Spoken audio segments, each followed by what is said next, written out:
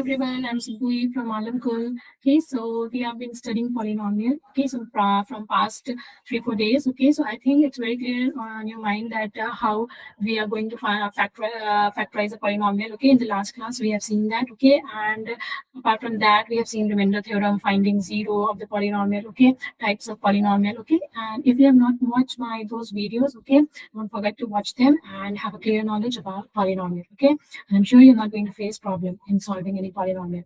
Okay, now today's topic is factorization of a quadratic polynomial. Okay, so today we are going to study about quadratic polynomial, how we are going to factorize any quadratic polynomial. So what are quadratic polynomial?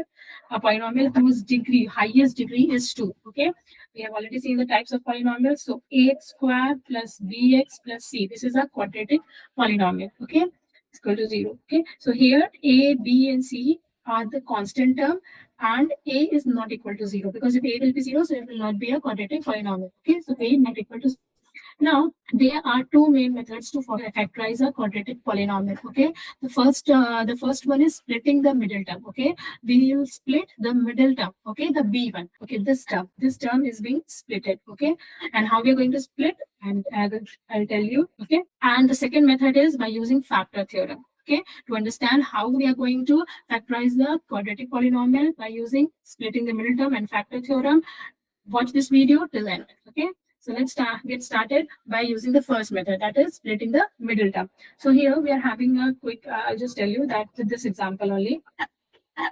First, let us understand, then I will give you an example. Ax square plus bx plus c is equal to 0. Okay, so first of all, what we are going to do, we are going to find the multiple of this. Okay, we'll multiply this, not multiple of this, ac. If a is not there, so obviously only c will be there. We'll find the product, and then after finding the product AC, we are going to find the multiples, all the factors of AC. Okay, what are the different factors of AC? Okay, and then we are going to use these factors to get this middle term. Okay, and the sign between the two factors will be this, the sign that is with the C. Okay, let's take for example. Okay, so here we are having example, factorize 2x square.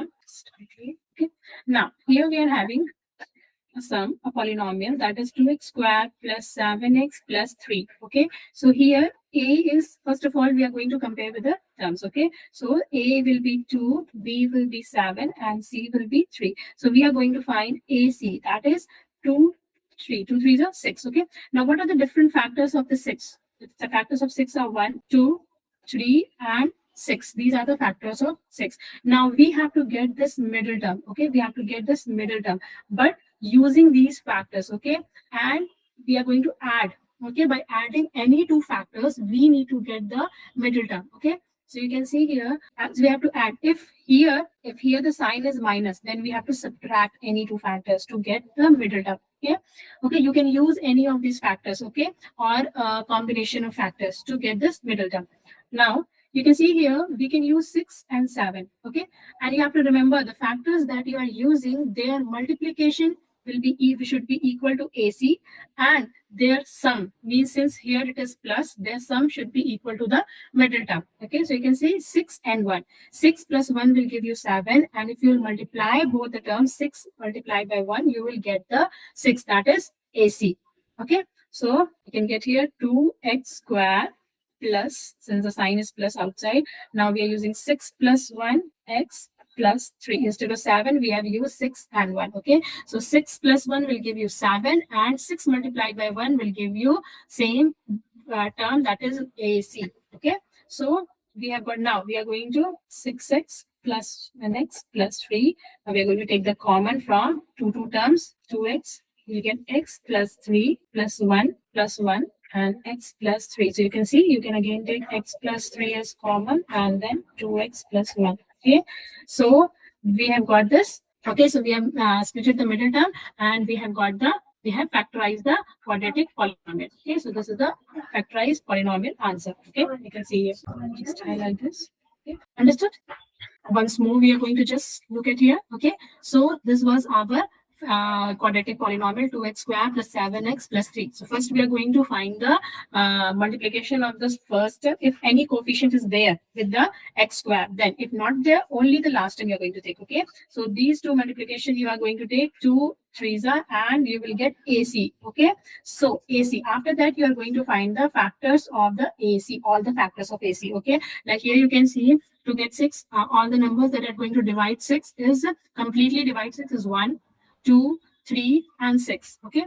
Now these factors you're going to use in such a way that the factors or the combination of factors give the multiplication as a number 6, and on adding we'll get 7. Why adding? Because the sign before 3 is plus. If the sign before this C1 constant term is minus, then you are going to subtract. You'll use a number in such a way that after subtracting, you get the middle term and the multiplication you get as 6. Okay, here you can see clearly that 6 multiplied by 1, you'll get 6. That is the product of AC, and 6 plus 1, you'll get 7.